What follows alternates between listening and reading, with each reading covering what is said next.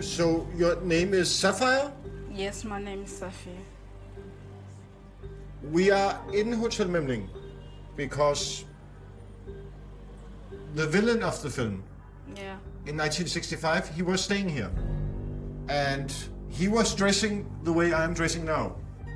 So, first sentence is, this could either be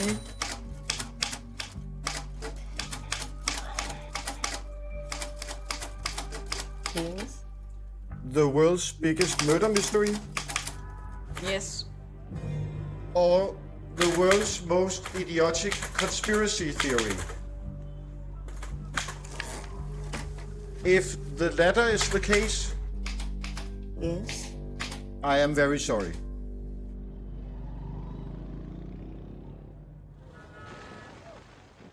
Bonjour Ludie. Bonjour Alexandre. Alors, comment ça va? Ça va bien et toi? Ça va. Ça va. On commence jamais comme ça d'habitude. Non, on se se demande pas jamais beaucoup. comment Ouais, faudrait Ah ouais le faire. Bon, on l'a fait.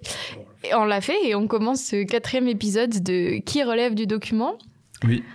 sur un bon gros document aujourd'hui. Oui, on s'est dit qu'on allait faire un bon film après Laura Poitras, mais en même temps, il y a du lien à faire, donc on va essayer de faire du lien.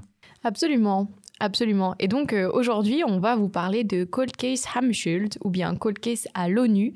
Voilà, ça va être plus Cold Case à l'ONU. Probablement. Moi, j'ai décidé d'essayer de dire Hammarskjöld le plus possible dans ce podcast, qui est donc un film du réalisateur et journaliste danois Mads Brugger. Petit avertissement, c'est un réalisateur danois. Il y a des Suédois, notamment aussi dans ce film. On va sûrement maltraiter les noms de famille. Toi. Ah oui, toi tu moi, les non. connais. T'as pris des cours de Moi, c'est suédois bon. et de danois depuis ta plus tendre enfance. Oui, moi, je suis comme Eric Judor, ma famille vient d'Autriche. Bon, est-ce que je commence avec un petit résumé Ah oui, mais oui, fais-toi plaisir, hein, t'es chez toi. Alors, allons-y, c'est parti. Bon, alors Cold Case Hammarskjöld, ou donc Cold Case à l'ONU, c'est le 4e long métrage du journaliste et réalisateur danois Mads Brugger. Le film prend comme point de départ la mort suspecte du secrétaire général des Nations Unies, Dag Hammarskjöld, alors que son avion se crache en 1961 près de la ville de Ndola, en actuelle Zambie. Si sa mort est tout d'abord classée comme résultant d'un accident d'avion, les rumeurs d'un possible attentat viennent rapidement parasiter cette conclusion, sans suite cependant. 58 ans plus tard, Mads Brugger décide de rouvrir cette affaire considérée comme un cold case, un cas froid. Menant une enquête méticuleuse, accompagnant Göran Björkdahl, un passionné lui aussi de l'affaire qui a hérité de son père d'un morceau de l'avion de Dag Hammarskjöld, Brugger fouille l'Europe, l'Afrique et tous les angles morts d'une enquête se révélant la toile de fond d'un effroyable complot mondial. Interviews, récits d'enquête et autres dispositifs se mêlent et se confondent afin de relater le scénario de l'un des plans d'attaque les plus inhumains des suprémacistes blancs. Un beau résumé d'un film compliqué à résumer, justement, car on va vite le voir, il a ce point commun avec le film de Laura Poitras, dont on parlait la dernière fois, de donner l'impression de partir dans toutes les directions, ou en tout cas d'aborder beaucoup de sujets. Mais contrairement à Laura Poitras, il y a un sens à tout ça. Et il y a une ligne directrice assez claire. Et si au début ça peut paraître un peu nébuleux, ça se clarifie et on comprend petit à petit pourquoi Mads Brugger prend tous ces détours. Absolument. Et peut-être que tout au long du podcast, on vous rappellera quel prénom correspond à quel personnage de cette histoire, de ce récit, de ce documentaire, parce qu'entre Dag Hammarskjöld, Göran Björkdahl, Mads Brugger, ça fait beaucoup de noms avec lesquels nous ne sommes pas familiers, nous, francophones. Nous, les francophones. Nous, les Français, qui regardons surtout les noms qu'on connaît. S'il s'appelait Mads Poitiers, on aurait eu moins de problèmes. Oui. Jean-Michel Trogneux aussi. Absolument. Bon, commençons.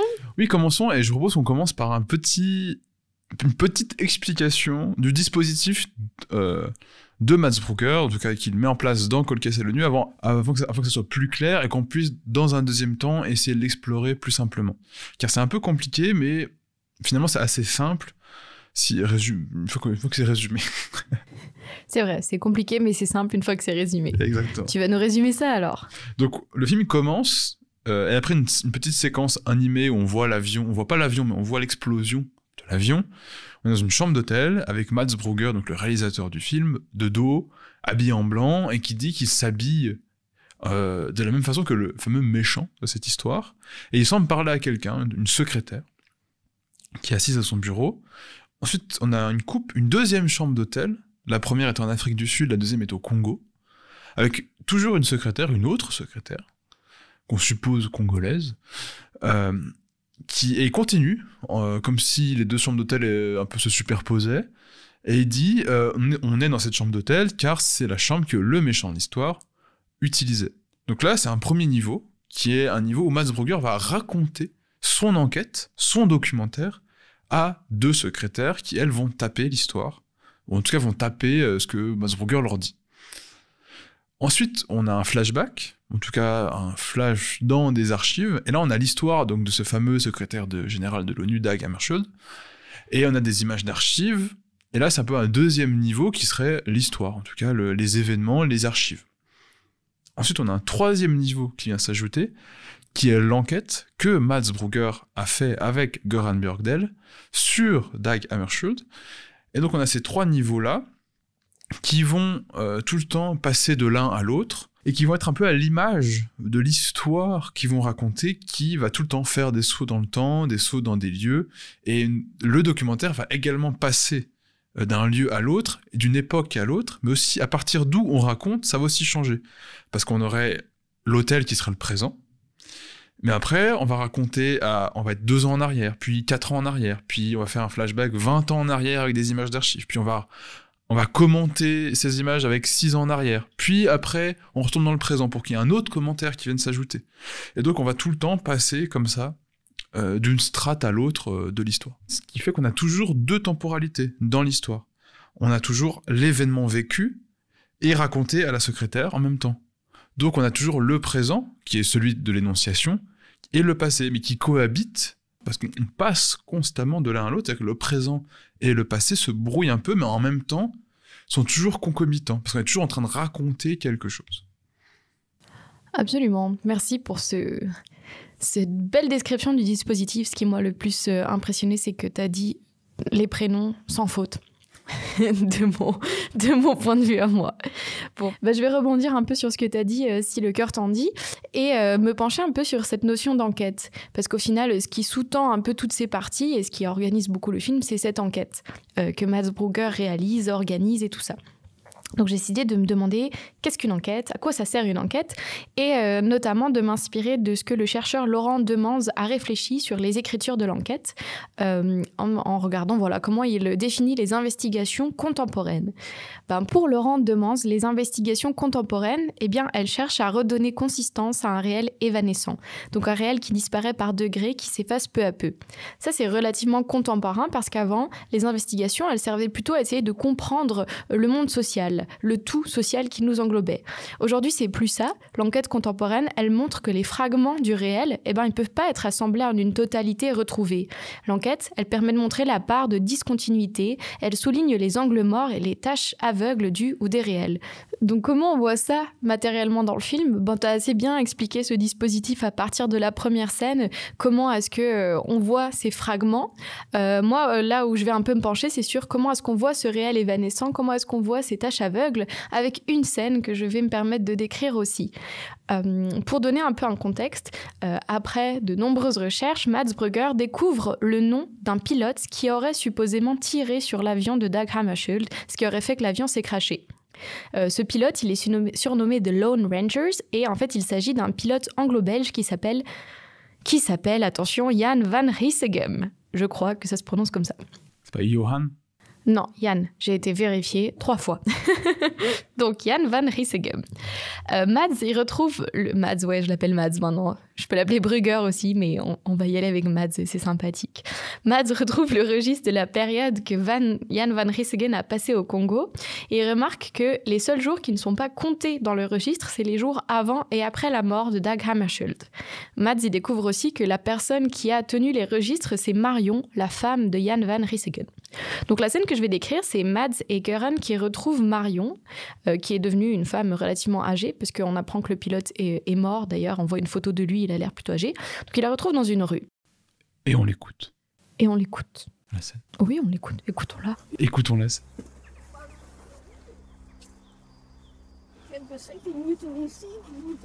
Hello, Miss Van Rissengam. My name is Mads Brugger. I'm a journalist from Denmark. Ik weet niet wat dat is allemaal. Well, it's about... this is Jörn Björkdal. He's from Sweden. Not this Hammersholt thing again. It's Hammersholt. But do you have just like 2 minutes? I just need to ask you a very important question. Oh.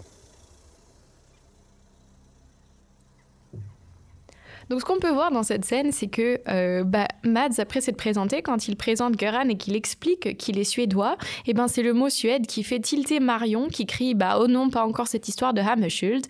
Et donc elle fait demi-tour, elle refuse de répondre et elle s'enferme dans sa maison. Qu'est-ce qu'on voit dans cette scène ? Déjà dans cette scène en soi, et le fait que cette scène est laissée et mise dans le documentaire, premièrement, on peut se dire que la réaction fermée de Marion, l'opacité de sa réaction, eh bien ça permet de faire autant des hypothèses que des témoignages explicites. Parce qu'on peut vraiment supposer...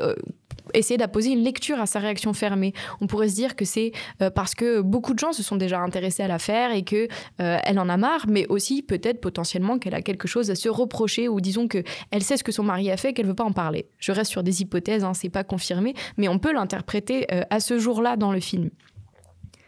Ensuite, le fait que cette scène, elle est laissée dans le film, au même rang que d'autres scènes d'entrevue où les gens se livrent, peut-être plus à Mads Brugger, eh bien ça montre que cette scène, elle est considérée par Mads Brugger comme un fait à interpréter, comme je viens de le faire, au même titre que les autres choses qui se sont passées. Elle permet aussi littéralement de faire office de tâche aveugle, de montrer que ce réel porte une part d'incomplétude, puisqu'elle montre qu'on n'aura pas de confirmation de ce côté-là de l'histoire ou de l'hypothèse, on n'aura pas la confirmation d'une source sûre, d'une source première, que c'est vraiment Jan van Riegesum qui a tiré sur l'avion de Dag Hammarskjöld. Oui, c'est très intéressant ce que tu dis, le fait que tu abordes cette scène en particulier où il y a plusieurs scènes de ce type qui reviennent régulièrement et qui montrent que Brugger, au-delà d'une recherche de la vérité, en fait, elle a la recherche de ce qui constitue la vérité de cette histoire. C'est-à-dire que les fausses pistes sont autant des faits que les vraies pistes qui mènent à des révélations, où les gens qui mentent, où les faux documents apparaissent tout autant comme des vrais documents qui vont constituer cette histoire, d'autant qu'on ne l'a pas encore précisé, mais c'est une histoire qui va rapidement aller dans des lieux où le mensonge, le faux document sont quotidiens, car ils vont rapidement aller interviewer des anciens membres de la NSA, une institution d'intelligence aux États-Unis, divers anciens espions, des mercenaires. On va parler de oui, mais ça c'était des faux documents qui étaient faits exprès pour brouiller des pistes pendant la guerre froide. Donc c'est-à-dire que c'est un lieu de l'histoire où de toute façon le mensonge fait partie de l'histoire. Oui, il y aura même à un moment des scènes qu'on va voir au tout début du film et à la fin du film, on va réaliser que ce que la personne nous a dit dans cette scène, c'est un mensonge parce que quelqu'un va nous dire quelque chose qui vient contredire et va venir affirmer que la personne a menti. Mmh, tout à fait. Et Brugger laisse aussi une grande place à la romantisation des choses. Au fait que les gens se racontent des histoires, se sont racontés des histoires, comment telle personne se souvient de telle personne, comment il lui a été présenté, et notamment ce fameux méchant de l'histoire qui s'appelle Keith Maxwell. Il y a un moment, il retrouve ses mémoires. Il aurait écrit des mémoires comme ça, d'élan de folie, de fin de vie. Et il donne beaucoup de place à ces mémoires en disant, oui, c'est beaucoup romantisé, il y a sûrement beaucoup de choses de fausses, mais en même temps, c'est un vrai document du réel qui nous apprend des choses sur qui était cette personne, parce que pour écrire ces mémoires, il faut être quand même une certaine personne. Et à plusieurs moments, il va demander à des gens qui connaissaient, probablement Keith Maxwell, est-ce que ce passage-là des mémoires fait sens pour vous ? Est-ce que cette personne aurait pu faire ça ou est-ce que c'est complètement faux ? La fiction, le récit de soi, va être pris comme un document dans le documentaire au même titre qu'un faux témoignage ou quelqu'un qui refuse de répondre. Ce sont des éléments pertinents dans le cadre de cette enquête-là précisément. Et c'est là où potentiellement on pourrait dire il y a un point commun avec All the Beauty and the Bloodshed, parce qu'on interviewe plein de gens, il y a plein de matières, il y a des photos, des images, des vidéos, des interviews, du direct. Mais c'est juste un point commun de surface, en tout cas de de vue de loin, parce que rapidement, Mads Brugger, ce qu'il montre, lui, c'est l'intrication de tous ces éléments. C'est cette personne ment parce que, en fait, on peut l'expliquer par ça, qui ensuite peut être expliqué par ça, et on voit tout de suite, il essaie de monter un système, et en même temps aussi, on voit que l'objectif de Mads Brugger, c'est de montrer le processus d'enquête. C'est qu'est-ce que c'est de passer 6 ans entre l'Afrique du Sud et le Congo, et aussi il va à Madrid, il va en Suède, bref, qu'est-ce que c'est d'explorer une fausse piste et de finalement de dire bah ça c'est une fausse piste, mais en fait 2 ans plus tard, cette fausse piste se retrouve être en fait une potentielle vraie piste qui nous amène vers autre part. Et c'est pour ça qu'il nous montre aussi tout ça et que ça a la pertinence dans le film. Oui, et on va revenir sur cette intrication entre réalité, fiction, pour le dire un peu facilement. Mais avant ça, j'aimerais un peu regarder cette organisation de toute cette matière par ce premier dispositif que tu as décrit, qui est Mads Brugger qui dicte à des secrétaires l'histoire de son film.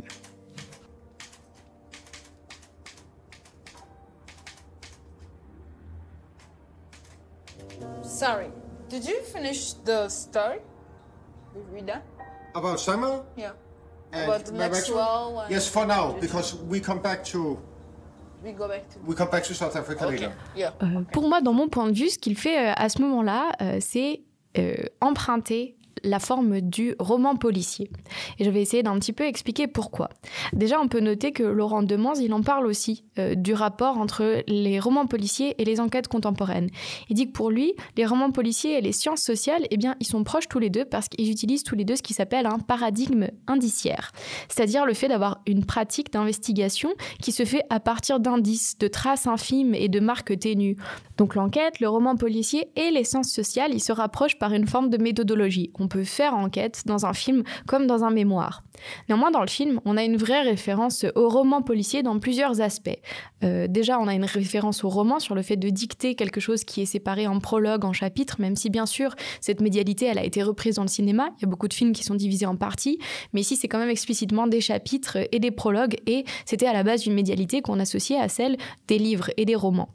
Mais là où ça m'intéressait de regarder l'enquête du roman policier, c'était à travers les invariants du roman policier. Parce que le roman policier, eh bien, c'est un genre ou un sous-genre. Ou un sous-genre, on pourrait dire paralittéraire, mais bon, c'est un terme un peu discutable. Qu'est-ce qu'un sous-genre ? Mais en tous les cas, ce qui m'intéresse, c'est que c'est un genre, donc c'est codifié. Ça comporte un certain cahier des charges qui va être reproduit dans la plupart des œuvres auxquelles on appose l'étiquette du roman policier. J'ai donc décidé de regarder les invariants que j'ai trouvés du roman policier et de les appliquer à ce que nous présente comme histoire Mads Brugger. Donc on va les regarder un petit peu et essayer d'analyser ça. Sens-toi libre de me rejoindre dans cette analyse, Alexandre. Bon, ce qu'on trouve en tout premier, c'est un crime ou un délit. Et il s'agira dans un premier temps de la mort de Dag Hammarskjöld. Et puis le titre du film, c'est quand même Cold Case, Cold Case Hammarskjöld ou Cold Case à l'ONU, ce qui fait très titre, attention. Absolument. Je pense qu'il doit y avoir plein de romans policiers qui s'appellent Cold Case. Il y a même une série policière qui s'appelle Cold Case Affaires classées.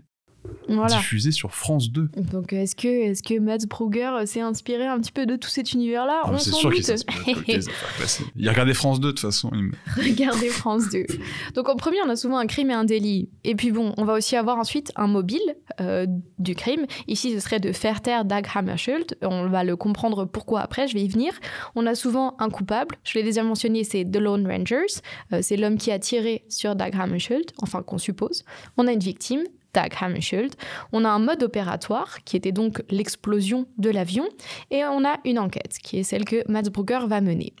On a aussi la carte l'as de pique, qui sera développé dans tout le film et qui est un peu une marque. Oh mon Dieu, il y a un as de pique dans le col de Dag Hammarskjöld. Peut-être que ça veut dire que la CIA est dans l'histoire. Oui, absolument. Pour contextualiser, c'est donc une carte qui est retrouvée, une carte d'as de pique qui est apparemment l'indice que la CIA laisse quand elle assassine des gens. Ouais, c'est pas vraiment expliqué pourquoi ils disent ah ouais.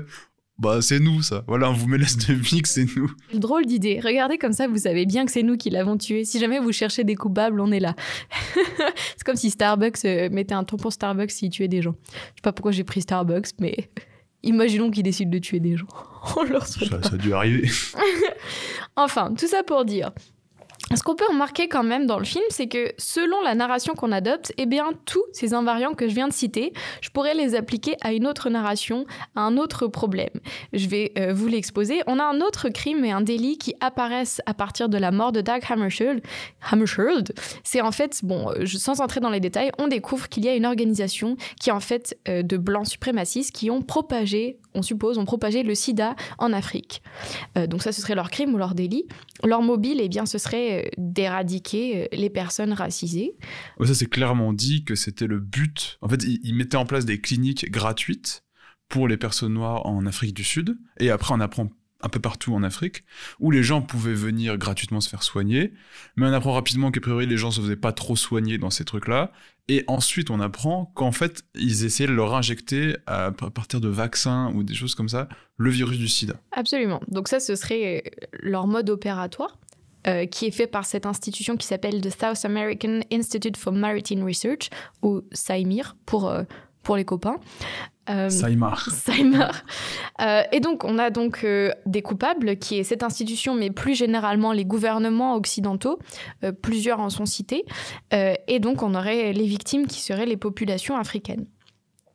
Donc ce qu'on voit avec ces deux narrations qui récupèrent les invariants de l'enquête, eh bien c'est ce morcellement du réel qui fait qu'on ne peut pas former qu'une seule histoire, qu'une seule narration, en dépit du fait qu'il y a une narration qui essaye d'être apposée par Mads. Donc on reprend ce que j'ai expliqué sur l'enquête contemporaine. Ce qu'on peut affirmer aussi cependant, c'est que ces faits que je viens de vous expliquer, ils nous sont racontés depuis un dispositif. Donc c'est Mads qui raconte au secrétaire. Ce dispositif, il a été choisi a posteriori par Mads Brugger, puisque tout ce qu'il nous raconte s'est déjà passé. Donc il dicte une histoire à des secrétaires qui la notent, qui la divisent en chapitres, et c'est donc un dispositif fictionnel qui nous montre une organisation des faits réels, mais par la fiction. C'est la fiction qui permet d'organiser le réel. Cette organisation, comme je l'ai dit, elle reprend les codes du roman policier, ou tout du moins du roman. Dans les codes que j'ai cités plusieurs fois, donc on a les chapitres, mais ce qui me paraît intéressant, c'est quelque chose que tu as cité au tout début, c'est cette histoire de vilain de l'histoire, ce méchant, qui est vraiment un personnage, un méchant de l'histoire. C'est un archétype qu'on retrouve dans les romans, dans les contes peut-être. Sur ce dernier point, du coup, je me suis demandé s'il y a un vilain, est-ce qu'il y a un gentil ? Est-ce qu'il y a un protagoniste ? Qui est le protagoniste de l'histoire que Mads Brugger raconte ? Eh bien moi, je suppose que c'est pas Mads Brugger le protagoniste et que Mads Brugger, avec ces scènes qu'on voit dans lesquelles il dicte, eh bien il se fictionnalise plutôt comme l'écrivain de cette histoire. Il fictionnalise littéralement son geste cinématographique de base qui est d'organiser, de choisir des morceaux de réalité et de faits pour les reproduire ou les inventer dans une forme de narration. Donc s'il est l'écrivain du dispositif dans le dispositif, qui est le protagoniste ? Pour moi, et peut-être que tu ne seras pas d'accord, mais c'est Göran Björkdahl. Pourquoi je pense ça ? Déjà parce que Björkdahl, il enquête, lui aussi sur la même histoire. On le voit d'ailleurs plusieurs fois dans des scènes sans Mads Brugger, alors qu'il continue son enquête. Notamment, on le voit dans une scène à l'ONU en train de montrer ce qu'il a recueilli comme preuve. Il donne lieu à des chapitres du film, on le voit sur des post-it, il est titre de chapitre, il donne lieu donc à des narrations lui aussi, et enfin, mes deux arguments de choc, attention, le premier c'est qu'on ne sait jamais quel est le métier de Göran Björkdahl, et pourquoi pour moi ça fait de lui un protagoniste ? Eh bien parce que comme on ne sait pas ce qu'il fait, on ne le connaît qu'à travers de l'enquête, il n'existe que par cette enquête, il est l'enquête. Mon deuxième argument, c'est la fin du film, parce que le film se termine sur une scène, et cette scène nous montre Göran Björkdahl. Je vais me permettre de la décrire.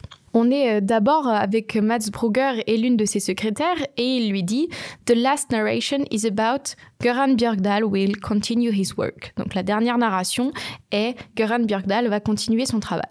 On a ensuite plusieurs procédés qui se passent. On a d'abord un montage parallèle qui alterne entre la secrétaire qui tape à la machine et des images qui nous montrent un bateau sur une rivière sur lequel se trouve Göran Björkdahl. On a une musique qu'on pourrait dire joyeuse, allègre, qui commence à se poser sur les images, donc une musique de fin, pour dire ça un peu facilement. Et enfin, la voix de Mads qui dit « Last I've heard of him, he had gone up the Congo River ». Donc la dernière fois que j'ai entendu parler de lui, il était sur la rivière du Congo. Et enfin, la secrétaire continue la phrase et dit « Looking for Maxwell's Secret Jungle Laboratory ». Donc en train de chercher le laboratoire secret de Maxwell dans la jungle. On a ensuite un plan subjectif de ce qu'on pourrait supposer le regard de Göran Björkdahl qui regarde la rivière. Et ensuite divers plans de lui qui est sur le bateau. Donc, qu'est-ce qu'on voit dans cette scène ? De un, on a un contraste entre ce qui est dit et ce qui est montré. Ce que le personnage d'écrivain de Mads Brügger il nous dit, c'est que la dernière fois qu'il a entendu parler de Göran Björkdal, il devait sans doute se trouver sur la rivière de Congo. Or, les images nous montrent exactement où il se trouve. Donc, on peut supposer que Mads Brügger, le réalisateur, il savait très bien où il était, Göran Björkdal, puisqu'il l'a filmé, ou en tout cas, il a récupéré des images de lui qui étaient filmées. Ensuite, ce qu'on peut retenir, c'est ce que Mads dit au début. La dernière narration, c'est celle de Göran Björkdal. Pourquoi finir sur lui ? Et pour reprendre ma question, qui est Göran Björkdal pour que l'histoire se termine sur lui ? Eh bien, pour moi, c'est le personnage principal. On assiste non pas à la fin de l'enquête dans la réalité, mais à la fin de l'histoire du roman, avec un personnage qui se termine sur une fin ouverte, laissant la porte à de nouvelles aventures, donc du personnage principal. Oui. Oui, ça t'embouche un coup. Hein. C'est très juste. J'aimerais apporter une petite précision. Quand tu parles des chapitres, c'est-à-dire que dans le film, les chapitres sont annoncés par des post-it qui sont filmés en gros plan et qu'on voit tout le temps. Donc on sait que la structure, elle existe déjà. Et petit à petit, on nous montre les post-it un par un en gros plan au moment opportun. Mais ce qui est intéressant, c'est que sur les post-it, il y a un petit résumé du chapitre. C'est-à-dire qu'en fait, il y a limite un spoil. Dès qu'on annonce le chapitre, il y a un spoil. Genre, on sait ce qu'il va y avoir par la suite. C'est marqué des fois révélation sur telle personne. Donc, on sait déjà. Donc, il y a quand même il y a un travail, comme tu dis, de fictionnalisation qui s'inspire du roman policier. Mais il y a aussi un travail de déconnexion qui est comme avec le documentaire, de déconstruction. C'est que, oui, on va avoir une structure qui va avancer de révélation en révélation, de chapitre en chapitre, mais en même temps, on les annonce tous à l'avance. Et en même temps, on annonce que le film est plus ou moins déjà fait à l'avance. Ça, c'est quelque chose qui fera, notamment à un moment donné, sur lequel on reviendra plus précisément, où il nous fait croire à une espèce de passage de doute, alors qu'on sait depuis le début que l'histoire est terminée. Mais ce qui est intéressant avec ce que tu dis, c'est que Mads Brügger, il travaille un peu ce lien entre fiction et documentaire. Il vient teinter l'un par l'autre, et toujours il y a une espèce de mouvement double, hein, c'est toujours un peu l'un et un peu l'autre. Et on aurait pu dire que, ça aurait pu jeter le soupçon sur les images. Et effectivement, parfois ça jette un peu le soupçon sur les images, on se dit, ce témoignage, vu qu'on a déjà vu 3 ou 4 témoignages faux, peut-être qu'il faut le prendre avec des pincettes. Mais ça s'arrête là. Il n'y a pas de jeu où Mads Brügger va s'amuser avec nous à dire est-ce que cette scène-là, elle est mise en scène ? Est-ce que je suis en train de vous raconter des trucs pour que ça soit plus impressionnant ? Ou est-ce que ça c'est vrai ? Est-ce que ça c'est faux ? Non, c'est assez clair, même c'est tout le temps clair, quand est-ce que Mads Brügger fictionnalise et quand est-ce que Mads Brügger documente. Et même il nous ment jamais, ou très rarement, et ce qu'il nous montre, c'est souvent du documentaire. Et il n'y a pas ce jeu de savoir, est-ce que nous, il faut qu'on devine, qu'est-ce qu'on regarde, est-ce que c'est fictionnel ou pas ? Parce qu'en fait, comme on l'a dit avec les mémoires, etc., c'est que la fiction infuse tellement le réel, infuse tellement aussi cette histoire en particulier, l'environnement dans lequel prend cette histoire, qu'il n'y a pas besoin. C'est-à-dire que explorer le réel nous fait mécaniquement tomber sur de la fiction, parce que les deux sont intriqués en continu. Et ce qui est un peu drôle, même ce qui va un peu à l'encontre de la première notion qu'on pourrait avoir, c'est que plus on éclaircit cette histoire, plus on avance, plus on voit que la fiction est partout. Plus on voit qu'il y en a qui racontent des histoires, machin. Même tu parlais de Jan van Rinsegheim. Tu parlais de Jan van Rinsegheim. Bon, on va dire comme ça. Du Belge qui a tiré sur Dag Hammarskjöld. Tu parlais de cette personne-là. Et en fait, comment on apprend que c'est a priori cette personne-là ? Il y a plusieurs documents qui l'attestent, mais c'est surtout un autre Belge, je crois, un autre mercenaire belge qu'ils rencontrent en Espagne, qui leur dit oui, quand on allait dans les bars, il racontait cette histoire. Mm-hmm. Donc lui, il sait que c'est... des rumeurs idiotes. C'est ça. Donc lui, il sait que c'est lui qui l'a tué parce qu'il a entendu lui raconter ou d'autres ont raconté. Donc encore une fois, les faits sont transportés dans le monde réel par la fiction. Même si ensuite, après, Mads Brügger, lui, a des documents officiels qui semblent montrer, comme tu as dit, le journal de bord, sa femme qui refuse de parler, qui semblent attester effectivement cette thèse. Mais il y a de la fiction. On entend parler de cette histoire-là. Et puis même, on peut aller aussi un peu plus loin, c'est que Göran, la personne qui s'intéresse à Dag Hammarskjöld en premier lieu, avant que Mads Brügger rentre, pourquoi il s'intéresse à ça ? Parce que c'est son père qui lui a raconté que lui était au Congo, Il était au crash de Ndola, l'avion, hein, du coup, il était c'est à un- Ndola, à l'époque de l'avion, et qu'on lui a donné une plaque sur laquelle, soi-disant, ça aurait été une plaque de l'avion, dans laquelle on verrait des impacts de balles. Et c'est lui qui racontait cette histoire à Goran, et du coup, Goran, il a fait « Oh, ben ça c'est une bonne histoire, je vais aller m'y intéresser ». D'ailleurs, il y a même une scène où il est dans le métro et il raconte cette histoire à des filles qui l'écoutent dans le métro. C'est ça, exactement. Donc, c'est-à-dire que le documentaire, la fiction se mélangent tout le temps parce qu'on est toujours en train de raconter, on se raconte des choses. Donc, quand on raconte, on évacue toujours un petit peu certains faits, on en grossit certains. Mais c'est-à-dire que explorer le réel, c'est explorer cette dimension fictionnelle du réel, forcément. Absolument. Et en fait, on pourrait même dire l'inverse, c'est-à-dire que on a besoin de la fiction pour interpréter le réel aussi. Elle n'est pas que infusée dans le réel. Et d'ailleurs, c'est ce que disent beaucoup de chercheurs qui parlent de l'enquête. Et en fait, dans l'enquête, déjà, on pourrait plus considérer pas forcément la dichotomie fiction et réel, mais plutôt fait et fiction, factuel et fiction. Il y aurait une tension entre ces deux aspects.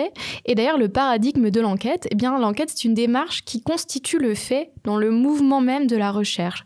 C'est-à-dire que dans l'enquête, le fait, c'est pas ce que l'on expose, mais ce que l'on constitue, ce que l'on interprète par l'élaboration d'un problème, avec le croisement de témoignages, avec l'interprétation d'indices. Donc l'enquête, elle doit se placer aux lisières de la fiction et du fait, parce que la fiction, c'est l'outil de figuration du réel, comme on le voit très explicitement dans le film. Pour comprendre les faits, il faut cet espace fictionnel où on peut les problématiser, où on peut les penser. On a beaucoup développé sur comment on le voit dans les dispositifs, mais je voudrais revenir sur un des dispositifs que tu as aussi mentionné, qui est l'animation, les images d'animation qui sont plusieurs fois utilisées comme reconstitution de témoignages ou de choses que Mads Brugger a récoltées. Et bien pour moi, les scènes d'animation, elles montrent très matériellement les coutures de la fiction, puisque dans l'image même, on voit que ça n'est pas du vrai, pour dire ça avec des guillemets qu'on n'a pas vus. Donc on se sert de l'animation pour reconstituer le réel, pour comprendre ce qu'on a rapporté et pour faire des hypothèses. Et d'ailleurs, on voit que l'animation est utilisée dans le film pour souvent représenter quelque chose qu'on ne sait pas, et surtout utilisée en dehors du début qui montre le crash de l'avion et certaines scènes en vol de l'avion. Les mémoires de Keith Maxwell, donc la personne qui dirige Saïmar, qui aurait commandité le meurtre d'Ag Hammarskjöld. Et c'est pour figurer ces mémoires qui sont potentiellement fictionnelles, mais qui auraient aussi de l'importance dans le réel, qu'on va utiliser l'animation. En tout cas, Mads Brugger décide de donner de la place à ces représentations-là. Donc pour lui, ça a de l'importance dans la constitution et dans la compréhension de cette histoire-là. Et d'ailleurs, il y a une petite... à un moment donné, Brugger il dit j'ai pris 2 secrétaires, mais je sais pas trop pourquoi. Parce que c'était plus ou moins une expérimentation, parce que mon film est en train de tomber à l'eau, voilà, des choses comme ça. Mais en fait, quand on regarde le film, il y a des doubles partout. C'est qu'il y a les 2 secrétaires, finalement, qui se dédoublent, mais il y a aussi Mads Brugger et Goran, donc ils sont 2 personnes qui enquêtent. Ils s'habillent aussi plus ou moins de la même façon. Il y a une scène notamment où ils portent des chapeaux coloniaux, où ils se ressemblent quand même assez, ils passent pour des doubles. Il y a la fiction documentaire, donc ils sont tout le temps en train de se dédoubler.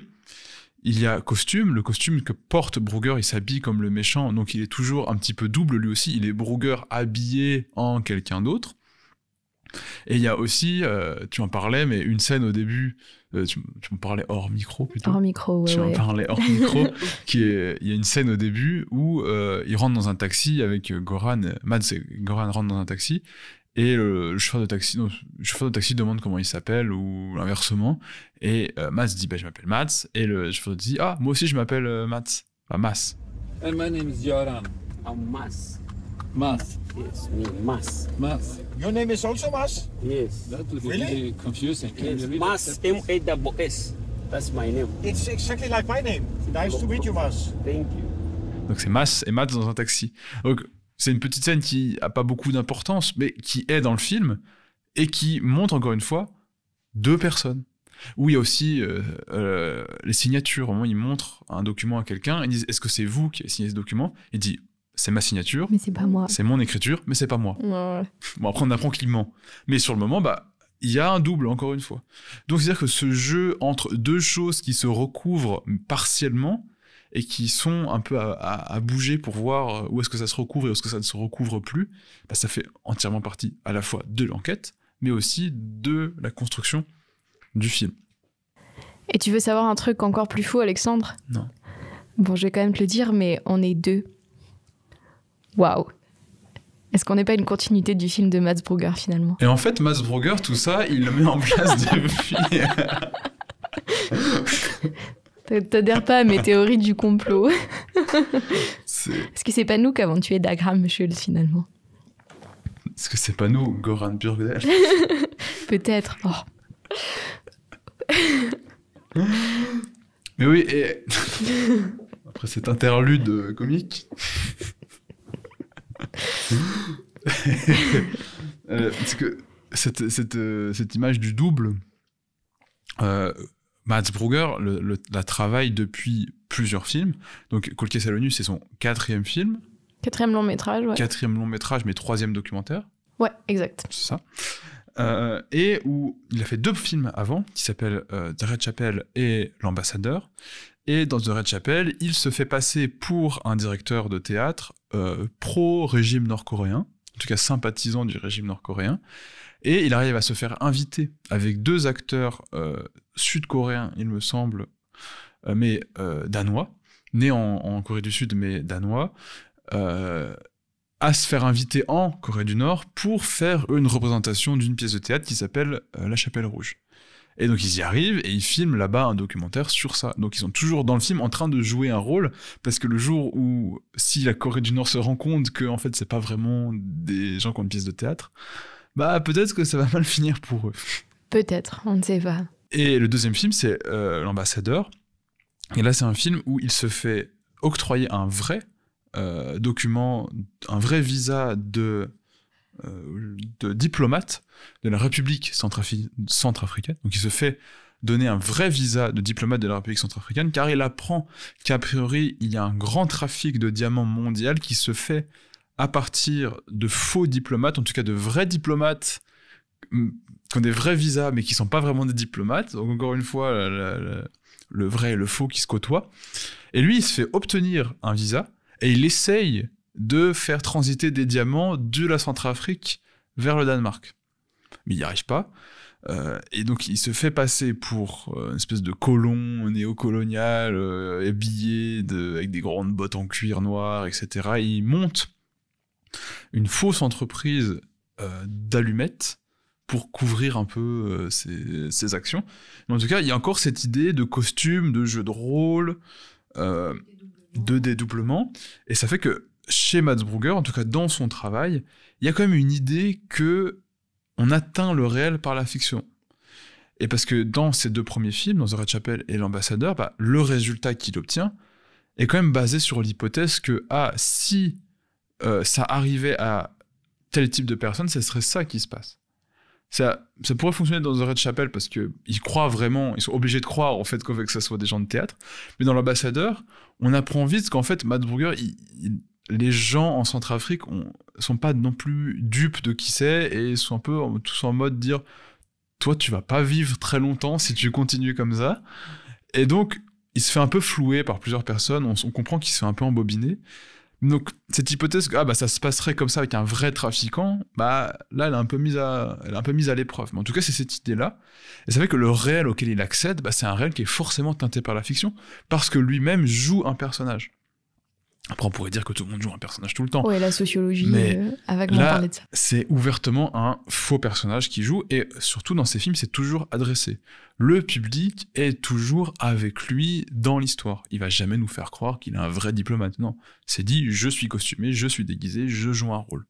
Et il va souvent nous montrer les sutures de ce personnage-là. Mais dans Cold Case à l'ONU, c'est un petit peu différent, comme on l'explique depuis le début, c'est que le rôle, il est purement fictif. Il est purement décoratif presque, il est pour les spectateurs plus que pour tout le monde. Il dit à quelques personnes, au secrétaire par exemple, il leur dit « Vous savez pourquoi je suis habillé en blanc ?» Bah c'est parce que Keith Maxwell est habillé en blanc aussi. Mais c'est tout, ça s'arrête là, et c'est plus un jeu qui vient avec le reste, c'est un peu une pièce supplémentaire qui vient appuyer cette idée de dialogue entre fiction et documentaire. Et même s'il glisse aussi à certains moments vers le jeu, notamment cette scène où il creuse pour trouver la carcasse de l'avion et il s'habille en colon et il fume un cigare à la fin pour dire que bon bah ils ont échoué mais ils fument un cigare quand même.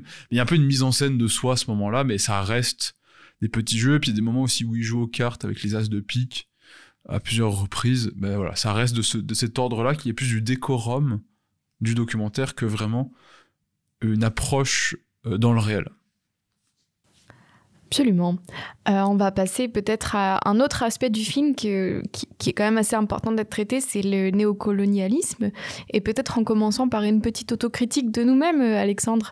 Peut-être tout simplement parce que, comme Mads Brugger, nous sommes deux personnes blanches, en train de parler quand même d'un sujet qui concerne les populations africaines et qui concerne complètement le colonialisme et le néocolonialisme.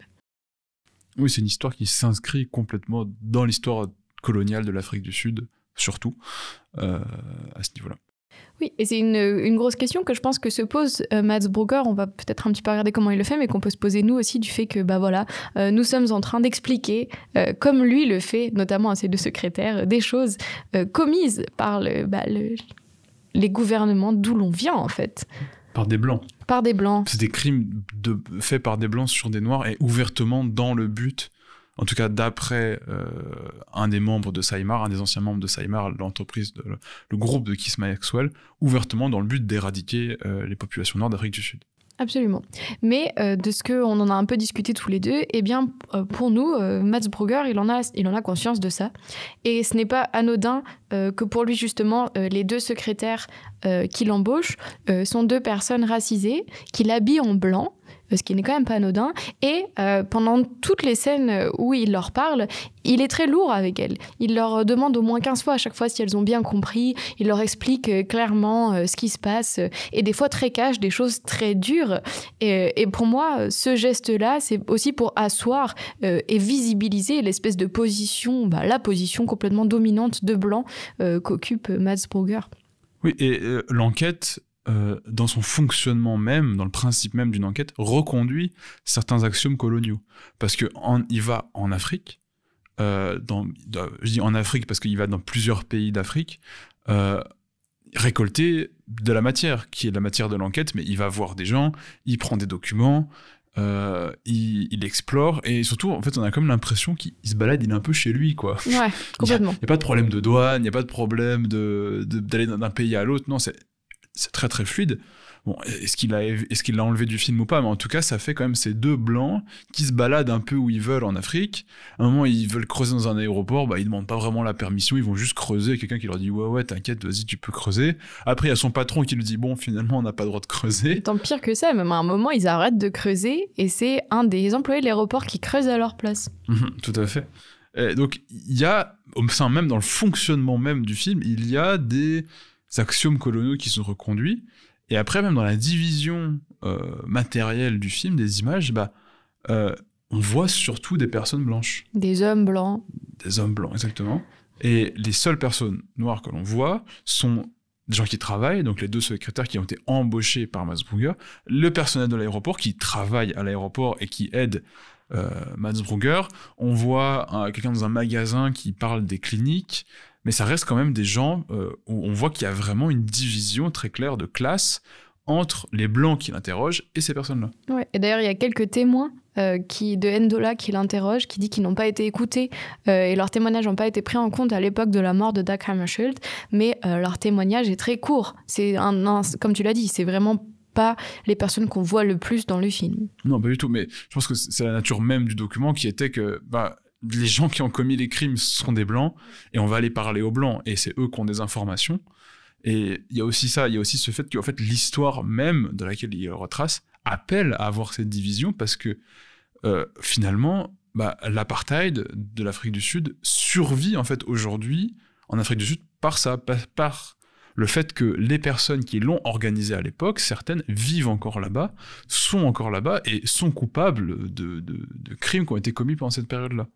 Mais ils sont toujours là-bas. Donc le fait de les interroger crée une division, encore une fois. Oui, absolument. Comme ce bon vieil Elon Musk. Notre pote. Mais d'ailleurs, en parlant des personnes qui ont été interrogées, peut-être qu'on peut parler d'une des personnes les plus marquantes qui est interrogée, qui est Alexander Jones. Est-ce que tu veux commencer à en parler, Alexandre ? Oui, Vu que vous avez le même prénom, je pense que vous avez encore un double. Waouh. On n'avait pas prévu, hein ? Oui. Je te remercie de rebondir à mes théories du complot à chaque fois. Oui, on aimerait terminer par cette scène, qui est une scène assez importante dans le film, qui dure assez longtemps, qui occupe bien le dernier tiers du film, mais parce qu'aussi elle est entrecoupée on l'a dit, par ce dispositif qui va d'avant en arrière dans le temps.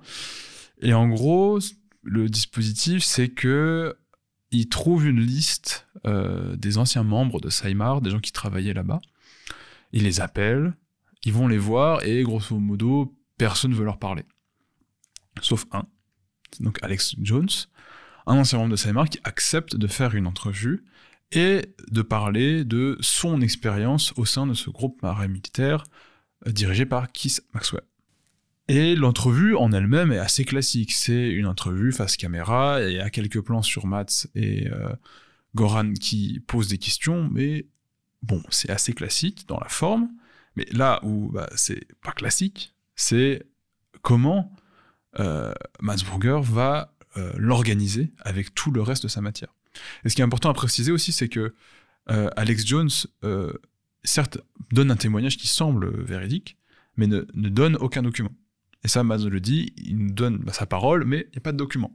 Donc encore une fois, on retombe un peu sur cette notion de « Ok, est-ce qu'on croit ces histoires-là » Et après, aussi, c'est important de savoir, c'est qu'après le film, il a été convoqué, Alex Jones, par l'UE, je crois, ou l'ONU, non, c'est pour l'ONU, pas l'UE, ça n'a rien à voir, par l'ONU, pour donner son témoignage dans le fait que... Parce que l'enquête a été rouverte sur Dag Hammarskjöld, et lui a donné son témoignage. Donc ça pourrait donner un certain crédit à cette personne. Et le film le met à la fin sur un carton, d'ailleurs, que ça s'est passé, ça. Donc c'est un moment très particulier de cette entrevue dont on aimerait vous parler et qu'on va vous faire maintenant. Écoutez. There was a unit from Saimar that one of the things was that we went into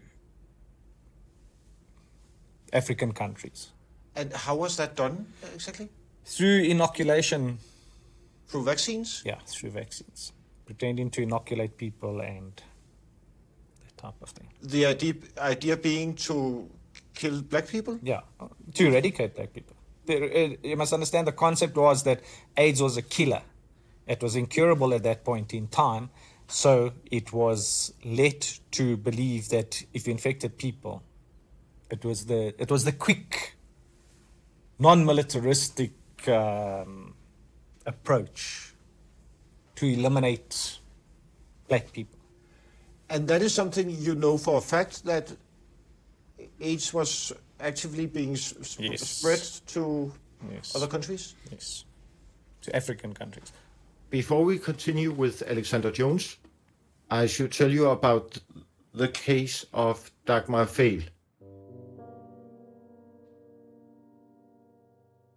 Donc, on apprend depuis le début, l'histoire tourne autour de l'histoire de ces cliniques. On visite quelques cliniques, d'anciennes cliniques, des gens nous parlent que oui, on connaissait Keith Maxwell parce qu'il nous aurait soignés, mais on ne sait pas trop ce que c'est.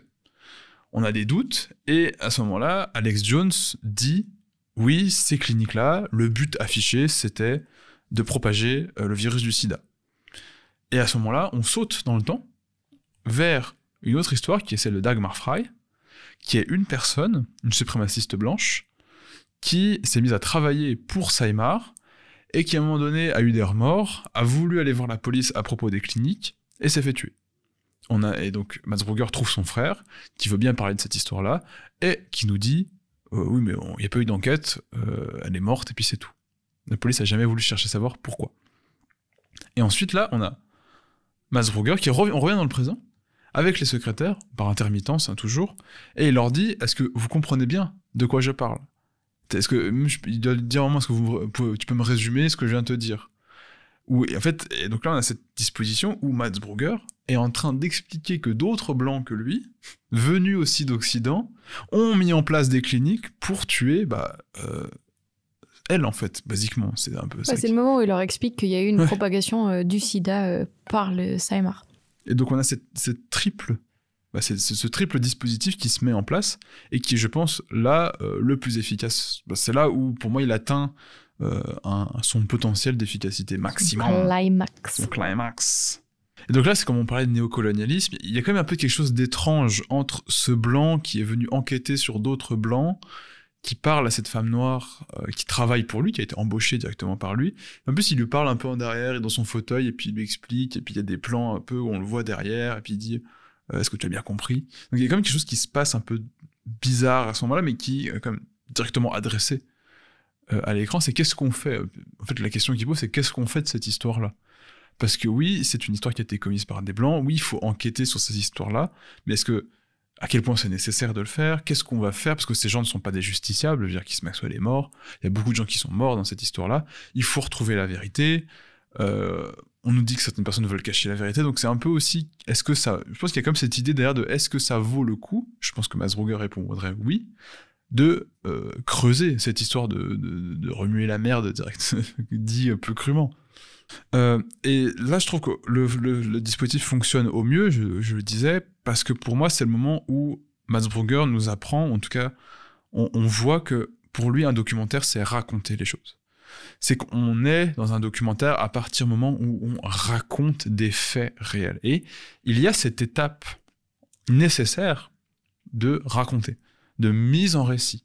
Et c'est ça, ce troisième niveau dans l'hôtel, c'est comme tu disais avec le roman policier, etc., mais c'est une mise en récit du réel, c'est ça qui constitue un documentaire. Parce que cette mise en récit est, au même titre que tout le reste, des éléments qui sont des éléments de document. Parce qu'il va y avoir certains biais, certains vides, certaines choses à régler. Et à un moment, d'ailleurs, on voit, il y a toute une scène où il a des doutes et il explique qu'il a interviewé plein de gens, qu'il n'a pas pu mettre dans le film, mais il les met quand même à ce moment-là, qu'il y a certains éléments qui étaient importants, mais pas assez importants pour le film, ou importants, mais qui n'allaient pas dans l'histoire qu'il voulait raconter, donc il n'en parle pas. Et donc à ce moment-là, il nous montre, mais de façon beaucoup plus claire que Laura Poitras dans All the Beauty and the Bloodshed, qu'un documentaire, c'est faire des choix sur une histoire. On ne montre pas tout sciemment, parce qu'il faut raconter quelque chose. Mais lui, il a la conscience de le faire, et il sait qu'il fait ça, et il sait que ça fait partie de son travail de documentariste de montrer ça, et de dire ça. C'est qu'un documentaire, ça se construit en fait dans les coutures de son sujet. Absolument, tu m'ôtes un peu les mots de la fin de ce que je voulais dire, mais c'est pas grave, si je le redis, comme ça on comprendra 2 fois plus ce qu'on veut dire. Encore une dualité, mais qu'est-ce qui se passe? Pour revenir un petit peu sur cette mise en récit, particulièrement cette mise en récit du témoignage de Alexander Jones, qui arrive donc quand même vers la fin du film, si on applique de nouveau toute cette réflexion que j'ai eue finalement sur le roman, c'est un peu comme un Deus Ex Machina. Donc un Deus Ex Machina, c'est un peu ce dieu qui tombe du ciel pour résoudre le problème. Parce qu'en gros, tout du long du film, Mads et Göran cherchent cette personne qui pourra leur confirmer toutes leurs hypothèses. Et cette personne, c'est quand même Alexander Jones, même si, on l'a dit, il n'a pas de documents pour prouver, il donne quand même des réponses à toutes leurs hypothèses. Ce qu'on peut remarquer dans ce Deus Ex Machina, dans le film, c'est qu'il n'y a pas toujours de la transparence sur quand ont été interviewés les gens. Il y a des dates, mais c'est pas non plus... c'est pas affiché à chaque fois. C'est pas affiché à chaque fois, c'est relativement petit, on peut facilement passer à côté de la date. Absolument, c'est ça. Au milieu de l'écran 2006. Ce qu'on sait, par contre, qu'on est sûr, c'est que quand il tourne avec les secrétaires, il a déjà rencontré Alexander Jones, il a déjà rencontré tous les témoins décisifs de ce film. Et donc, que ce récit qu'il crée avec ses secrétaires, c'est un récit qu'il a choisi de créer, d'organiser dans cet ordre-là pour raconter cette histoire. Donc, Alexander Jones, qui arrive à la fin, ça a été choisi de le poser à la fin pour construire ça comme une forme de résolution à l'histoire. Et c'est là où moi aussi je reviens sur Laura Poitras, les grands esprits se rencontrent. Ici, c'est explicite, ou tout du moins, on peut voir les coutures et les rajouts de ce réel qui a été organisé, et on ne présente pas cette fin et ce témoignage d'Alexander Jones comme le résultat causal d'une linéarité du réel, alors qu'on le critiquait dans All the Beauty and the Bloodshed. Figure of Love aussi. Dans Fire of Dans Love Fire aussi, of Love aussi, absolument. De la fin du film où elle donnait l'impression que c'était une magnifique résolution qui avait été menée par tout ce qu'on avait vu auparavant. Ici, c'est pas ça. Toute l'enquête menée par Brugger dans le réel, c'est pas elle qui amène à la rencontre avec Alexander Jones, puisqu'on ne sait pas quand est-ce qu'elle a eu lieu cette rencontre par rapport aux autres éléments, aux autres faits qui nous sont présentés. Ce qui amène à cette rencontre dans le film, c'est le récit de l'écrivain Mads Brugger qui nous sort son dernier atout pour trouver une forme de résolution à son histoire. Oui, et d'ailleurs, je parlais de Dagmar Frey, l'affaire Dagmar Frey. On comprend qu'il a vu Dagmar Frey avant de voir Alexander Jones, donc il savait déjà cette information avant, mais il a décidé de la mettre après. D'abord, il introduit cette personne qui va nous parler du sida, et ensuite on va les montrer ce fait objectif qui va nous dire, oui, effectivement, on a des preuves que des personnes travaillaient ouvertement sur ce projet, et il y a telle preuve, et cette personne a existé. Et cette personne a disparu aussi. Mais avant ça, il nous montre une autre histoire d'une autre personne qui a disparu, pour que quand on arrive à Dagmar Frey, on sait déjà que d'autres personnes sont mortes, donc on croit plus facilement, c'est plus facile de croire en fait que Dagmar Frey a été tuée. Une espèce de vraiment d'organisation a posteriori de cette histoire pour la rendre la plus plausible possible, et comme on l'a dit depuis le début, de montrer que l'enquête fait partie du document. Et donc, on pourrait conclure en disant que Mads Brugger, c'est un grand journaliste, un grand réalisateur, mais aussi un bon écrivain quand même. Hein. Il sait bien organiser ses faits pour nous raconter des histoires assez passionnantes. Oui, et j'aimerais revenir rapidement avant de terminer, c'est qu'il y a eu... non, c'est qu'il y a c'est que Mads Brugger peut être dans la critique, en tout cas être quelqu'un de mal vu, en tout cas qui a été vivement critiqué, notamment en manipulation. En disant que oui, il manipule les faits, il manipule les gens avec qui il travaille, et donc, bon, il y a beaucoup de critiques assez, parfois vives, en tout cas, sur son travail. Et moi, j'aimerais juste dire que, j'aimerais dire à ce moment-là, avec tout ce qu'on a dit depuis le début, c'est que je pense que ces critiques en manipulation ne sont pas forcément fondées, dans le fait que Mads Brugger, il est toujours très au clair que lui, il manipule, il sait qu'il ment à des gens, mais c'est toujours montré dans le film. C'est pas comme s'il nous le cachait et qu'après on le découvrait. Et il y a une espèce de vision du greater good aussi des fois, c'est que mentir à quelqu'un qui a potentiellement tué des centaines de personnes, est-ce que c'est si grave que ça ? Mentir en Corée du Nord, dans un régime qui ne fait qu'oppresser des gens. Est-ce que c'est éthiquement répréhensible, plus que le système dans lequel il est ? Et par exemple, dans le cas de The Red Chapel, comme tu cites, il y avait le cas des deux acteurs, et il y a un des acteurs qui est atteint de spasticité. Et donc, il y avait cette idée que, il utilise des handicapés en plus, c'est un peu dégueulasse de sa part. Sauf que je pense bien que s'il emmène un handicapé en Corée du Nord, où on le rappelle, on a des soupçons qu'ils sont envoyés dans des camps, potentiellement d'extermination, je pense qu'il a bien mis au courant de pourquoi il était là et pourquoi il le faisait. Donc, il y a aussi le libre arbitre des gens avec qui il travaille. Et Göran aussi, il sait... je pense qu'il y a une certaine transparence de la part de Mads Brugger qui est avant tout journaliste, avant d'être documentariste. Comme Laura Poitras à la face. Elle a pas vu ses films, c'est pour ça probablement. C'est pour ça que aussi c'est intéressant de voir le parallèle entre les deux artistes, parce que on a quand même deux journalistes qui font soi-disant un travail de journaliste avant de faire un travail de documentariste. C'est ce que fait Mads Brugger. Il dit d'abord je suis journaliste et après je fais des documentaires. C'est aussi un problème financier, parce qu'il faut savoir que le documentaire ça ne paye pas. On peut pas vivre que de ça, ou alors il faut travailler beaucoup et sur beaucoup de projets dont on n'aime pas souvent. Mais lorsqu'on veut faire comme Mads Brugger, vraiment les films qu'on veut faire, surtout quand ça comporte une enquête qui dure 6 ans, un seul film ne suffit pas à financer 6 ans d'enquête. Mais voilà, bref, tout ça pour dire qu'on a quand même deux personnes qui font le même travail, mais n'ont pas du tout la même approche de qu'est-ce que c'est leur travail, et de qu'est-ce que c'est surtout le résultat qu'elles doivent rendre. Et du coup, la question à 1 million, Alexandre, est-ce que pour toi, Mads Brugger, il fait des films plus politiques que Laura Poitras ? Ben oui, évidemment. Évidemment, je sais pas si Mads Brugger se définit comme un marxiste, en tout cas, mais on sent quand même qu'il y a une certaine vision structuraliste au travail chez lui, dans ses films, où il y a des réalisateurs beaucoup plus structuralistes que lui, qui vont beaucoup plus mettre de l'avant l'intrication des systèmes, mais on voit que chez lui, oui, il y a une idée que les choses s'imbriquent les unes entre elles, que pourquoi Dag Hammarskjöld se fait tuer, parce qu'il était dangereux, parce qu'il voulait aider les pays à se libérer de la colonisation, que c'était un peu embêtant pour les États-Unis et le Royaume-Uni, et donc voilà, donc c'est pas l'enjeu principal du film, il y a des réalisateurs qui sont bien plus ouvertement marxistes sur ce sujet-là, mais il y a quand même déjà ça qui est en place, et qui, par rapport à Laura Poitras, est beaucoup plus mis de l'avant. On comprend beaucoup plus pourquoi ça a pu arriver de telles choses. En finissant Cold Case à l'ONU, on comprend pourquoi des gens ont pu vouloir mettre en place des cliniques pour propager le sida. Je veux dire, ça fait du sens d'un point de vue systémique. Oui, on en ressort avec une compréhension plus grande de ce qui s'est passé en termes de colonialisme sur le continent africain. Exactement, et on disait la dernière fois par rapport à All the Beauty and the Bloodshed qu'à la fin du film, on ne sait pas contre qui on est en colère. On est en colère parce que c'est dégueulasse ce qui se passe.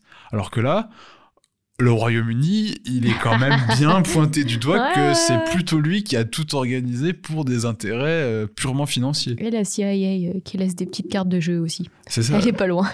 Donc il y a quand même un ennemi, en tout cas un responsable qui est assez clairement dessiné, qui est les intérêts financiers de l'Occident. Absolument. Et c'est tout. Et ce qui est assez intéressant aussi dans le film, c'est que c'est assez je vais terminer là-dessus, je pense, mais c'est que les personnes qui nous montrent, c'est des monsieur tout le monde. Il y a aucun qui a le crâne rasé et une croix gammée sur la tête, mais surtout qui a des remords, qui a l'air d'exprimer des remords. On voit Alexander Jones, qui est un mercenaire, qui il dit avoir déjà tué des gens, il dit pas combien, mais il a déjà tué des gens, il est responsable, à mon avis, d'un paquet de saloperies en Afrique du Sud et sur le continent africain. Mais je veux dire, c'est un mec que tu peux croiser. Avec ses petites lunettes au bout du fil là qu'il peut remettre. Ouais, il a peur de perdre ses lunettes, alors il a un fil pour les accrocher autour du cou. Genre, il est un petit polo, on dirait un truc de sport, décathlon. Juste sa coupe de cheveux qui est terrible, a priori qui pourrait être le signe que c'est un ancien militaire, mais c'est tout. La petite vieille qui a participé à l'assassinat du secrétaire général des Nations Unies, c'est juste une petite vieille. Qui arrive accompagnée de son amie, une autre petite vieille, elles se tiennent un petit peu les mains les deux. Et là où, par rapport aussi à All the Beauty and the Bloodshed, c'est que je trouve que Mads Brügger, il va montrer une réalité du monde, c'est que qui est un peu l'expression un peu dévoyée de Hannah Arendt et qui ne revoit pas du tout à ça là, mais la banalité du mal, qu'on était très à la mode avec la sortie de Zone of Interest, mais ça peut être ça, c'est que ces gens, mais c'est des gens, ils n'ont pas des gueules de méchants. Le mec qui ment, qui a priori dit oui, non, c'était pas ma signature, c'est ma signature, mais c'est pas moi qui l'ai faite, mais je veux dire, le mec il est tout maigre, il est maladif, c'est pas forcément quelqu'un que tu te dis bah lui c'est un génie du mal qui a organisé la propagation du sida en Afrique du Sud. Et ça c'est quand même quelque chose à mettre au crédit de Mads Brügger, c'est qu'il montre la réalité des choses, mais de façon à montrer que en fait en passant par la fiction finalement il nous montre que le réel c'est pas de la fiction quoi, et que les gens qui l'occupent c'est des gens banals. C'est pas des grands méchants.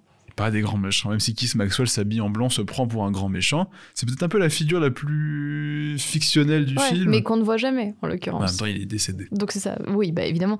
Mais enfin, on voit une photo de lui, mais dans le sens qu'on peut le plus fictionnaliser parce qu'il est plus présent dans le réel. C'est ça, puis il explique que lui se prend pour un grand méchant. Genre, il venait avec des tricornes, habillé en blanc, c'est un mec qui surjoue le jeu du grand méchant, mais il apparaît surtout comme ridicule. Merci Alexandre pour cet épisode 4 de Qui relève du document. Merci. Et peut-être un 5e dans un mois. Peut-être. On n'a pas le sujet cette fois. Non, je peux pas faire une blague annonciative. Non, fais-en une et puis on verra si ça colle avec le prochain. C'est un film qu'on va pas mettre de côté. On verra.